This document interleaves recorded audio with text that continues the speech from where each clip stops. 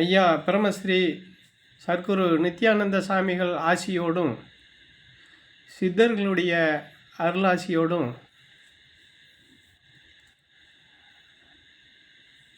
மாண்புள்ள ஒழுக்கமும் மனித நேயமும் உயிரென ஓம்பும் உத்தமர்களுடைய உறவு வேண்டி இறைவனை வேண்டி உங்கள் அனைவருக்கும் ஆத்ம வணக்கம். மனிதனுக்கு மனிதன் முதல்ல தன்னை அறியணும். தன்னை அறிஞ்சால் மட்டும்தான் மற்றதை பற்றி தெரிய முடியும். மற்றதை தெரிஞ்சிருந்து ஒன்றும் பிரயோஜனம் இல்லை. அதில் அப்படி பார்த்தீங்கன்னா, உன்னை நீ முதல்ல நம்பணும். உன்னை நீ நம்பாத வரைக்கும் நீ யாரை நம்பியும் பிரயோஜனம் இல்லை. யாரை நம்பியும் உனக்கு எந்த விதமான நன்மையும் இல்லை. அப்போது உன்னை நீ நம்பணும். உன்னை நீ நம்பாத வரைக்கும் எத்தனை பெரிய கடவுளாக இருந்தாலும் சரி, மற்ற நம்பிக்கைகள் இருந்தாலும் சரி, எதுவே நம்பி உனக்கு பிரயோஜனம் இல்லை. உன்னை நீ நம்பணும். நீ யாருன்னு தெரியணும். உன்னை நீ தெரியாத வரைக்கும் எதை நீ நம்பி எனக்கு அவங்கள தெரியும், இவங்களை தெரியும், எல்லாம் தெரியும் உனக்கு. ஆனால் உன்னை தெரியுமா? உன்னை யாருன்னு தெரியுமா? உன்னை அறிகிற வழிமுறையை கண்டிருக்கிறியா? உன்னை அறிஞ்சு நம்ம செயல்படணுங்கிற அந்த வழிமுறை உனக்கு தெரிஞ்சிருக்குதா? அதுக்கு முயற்சி எடுத்துருக்கிறியா? அப்படின்னா ஒன்றுமே இல்லை. எனக்கு அவரை தெரியும், நான் அதை சாய்ச்சி போடுவேன், இதை சாய்ச்சி போடு, என்னால் முடியாது, எதுவும் கிடையாதுன்னு சொல்கிறியே தவிர, ஆனால் எதையும் நீ சாதிக்க முடியாது. ஒன்றையே தெரியாது, நீ எதை சாதிச்சு எதுக்காகுது உனக்கு? அப்போ நீ இதை சொல்லி அப்போது அதைத்தான் திருமூலர் சொல்கிறார். என்னென்னா, தன்னை அறிய தனக்கு ஒரு கேடு இல்லை, தன்னை அறியாமல் தானே கெடுகின்றான். தன்னை அறியும் அறிவை அறிந்த பின் தன்னை அர்ச்சிக்கத்தான் இருந்தானே அப்படின்னு. நான் யார் அப்படின்னு தெரியாமே நான் கெட்டு போயிட்டுருக்கிறேன். நீயே உன்னை யாருன்னு நீ தெரியாமல் நீ கெட்டு போயிட்டுருக்கிற. அப்போ உன்னை யாருன்னு நீ தெரிஞ்சுன்னு நீ கெடுறதுக்கு வாய்ப்பே இல்லை.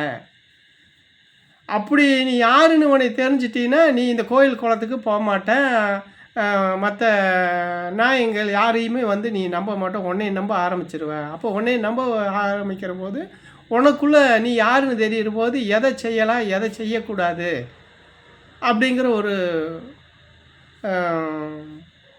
கருத்து உனக்குள்ளே ஏற்படும். அப்போ அப்படி வரும்போது தான் நீ யாருன்னு உன்னைய தெரிய முடியும். ஆனால் அந்த தெரிஞ்சுக்கிறதுக்கு மூலப்பொருள்னு ஒன்று இருக்குது. உன்னை யாருன்னு தெரிஞ்சுக்கணும்னா மூலப்பொருள் ஒன்று இருக்குது. அந்த மூலப்பொருள் என்னன்னு கேட்டிங்கன்னா, உன்னை யாருன்னு தெரிஞ்சுக்கணும்னா மூலப்பொருள் இருக்குது. அந்த மூலப்பொருள் எதுன்னு கேட்டிங்கன்னா, அன்பு, கருணை, இரக்கம், ஒழுக்கம், இதுதான் அதுக்கு மூலப்பொருள்.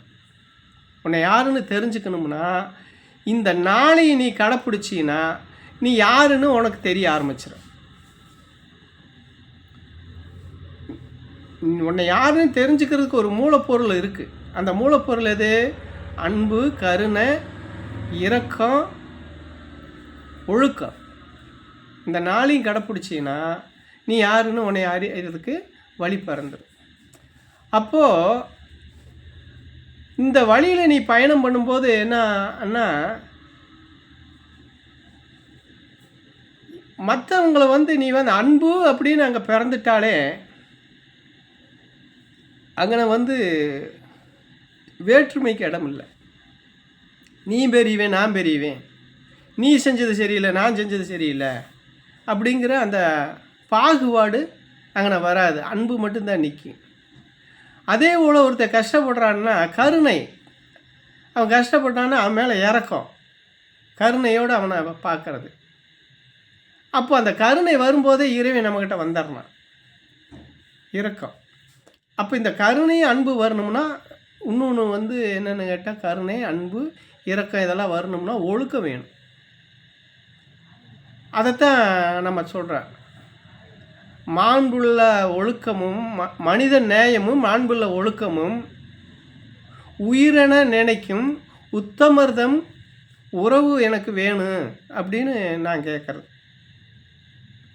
கேட்குறது அதைத்தான் இறைவன்ட்டு நான் கேட்குறேன். மாண்புள்ள மனித நேயமும் மாண்புள்ள ஒழுக்கமும் அதை உயிர்னு நினைக்கிற உத்தமனோட உறவு தான் எனக்கு வேணும் இறைவா, நீ அதை எனக்கு கொடுன்னு நான் அப்படி தான் கேட்டுட்ருக்கிறேன். இப்போ அப்படி தான் நான் அந்த பயணத்தில் இந்த பயணத்தில் நான் அப்படி தான் பயணம் பண்ணுறேன். அது மாதிரி நீங்கள் அந்த இடத்துக்கு நீங்கள் போனீங்கன்னா உங்களை யாருன்னு தெரியறதுக்கு வழி பிறந்துடும். அதுக்கு மூலப்பொருள் எது? இது நான் சொன்னது தான். அன்பு, இரக்கம், கருணை, ஒழுக்கம். இது இருந்தால் நமக்கு வழி பிறக்கும். இதையே நான் அவங்களால கேட்டுட்டேன் இவங்களால கேட்டுட்டேன்னு நம்ம சொல்கிறோம் இல்லையா, அதுவும் தப்பு தான். அதையும் கணியன் பூங்குன்றனார் சொல்கிறார், யாதும் ஊரே யாவரும் கேளீர், தீதும் நன்றும் பிறர் தர வாரா. அதாவது எனக்கு யாருமே எந்த ஊருமே எனக்கு சொந்தம் இல்லை, எந்த நாடு எனக்கு சொந்தம் இல்லை, எந்த மொழியிலையும் எனக்கு வேறுபாடு இல்லை, எந்த மதத்திலையும் எனக்கு வேறுபாடு இல்லை, அப்போ எல்லாமே எனக்கு சமம். யாதும் ஊரே யாவருங்க, யாருமே எனக்கு பகையும் இல்லை நண்பர்களும் இல்லை. அப்போது அங்கே நான் பாகுபாடே பார்க்கல. எனக்கு பெரியவனும் இல்லை, எனக்கு சின்னவனும் இல்லை, எனக்கு மொழியும் இல்லை, எனக்கு மதமும் இல்லை, எனக்கு பெரியவனும் இல்லை, எனக்கு சின்னவனும் இல்லைன்னு சொன்னாலே அங்கே எல்லாமே அங்கே அடிபட்டு போகும். அதே போல் எல்லாமே எனக்கு பகையும் இல்லைன்னு அவர் யாதும் ஊரே யாவரும் கேளீர், தீதும் நன்று பிறர். அதாவது எனக்கு வரக்கூடிய நல்லது எனக்கு வரக்கூடிய நல்ல விஷயங்களுக்கு நானே காரணம், எனக்கு நடக்கக்கூடிய கெட்ட தீமையான விஷயங்களுக்கு எல்லாத்துக்கும் நானே காரணம். அப்போ எனக்குள்ளே வரக்கூடிய எண்ணத்தினால தான் எனக்கு தீமையான, நல்ல எண்ணம் நல்ல விளைவுகள் நல்ல நன்மைகள் நடக்குது, தீய எண்ணங்கள் தீய செயல்கள் நடக்குது. இதுக்கு எது காரணமாக இருக்குது? மனமும் எண்ணமும் காரணமாக இருக்குது. அப்போ இந்த மனமும் எண்ணமும் காரணமாக இருக்கிறதுக்கு எது காரணமாக இருக்குது? நம்மக்கிட்ட இதுக்கு தடையாக இருக்கிறது எது? இந்த அன்பு, கருணை, இரக்கம், ஒழுக்கம் இதெல்லாம் இல்லாமல் போகிறதுனால தான் அந்த தீமையான விஷயங்களுக்கு இந்த மனமும் எண்ணமும் செயல்படுது. அப்போ அதை கொண்டு வந்துட்டா இந்த தீய செயல்களுக்கு அங்கே வேலை இல்லை, வெளியே போயிடும், இந்த அழுக்கெல்லாம் வெளியே போயிடும். அப்போ எது செஞ்சாலும் எல்லாத்துக்கும் காரணம் நம்ம தான் நம்ம உணரும் போது அதுக்குத்தான் தன்னை உணரணுன்னா இதை உணர்ந்தோம்னா இது எல்லாம் நம்மனால தான் வருது, இதுக்கு வரக்கூடிய எல்லா விஷயங்களுக்கும் நம்ம தான் காரணம் அப்படின்னு உங்களுக்கு தெரிய ஆரம்பித்ததுக்கு பின்னாடி உங்களுக்கு நீங்கள் யாருன்னு தெரிய ஆரம்பிச்சிரு. நீங்கள் யாருன்னு தெரிஞ்சிட்டா உங்களுக்கு வாழ்க்கையில் எதெல்லாம் சரி எதெல்லாம் தப்புன்னு முடிவெடுத்து அதில் சிறப்பான பயணத்தை உங்களால் மேற்கொள்ள முடியும் அப்படிங்கிறது தான் இதில் பார்க்க வேண்டியது இருக்குது. அனைவருக்கும் ஆத்ம வணக்கம்.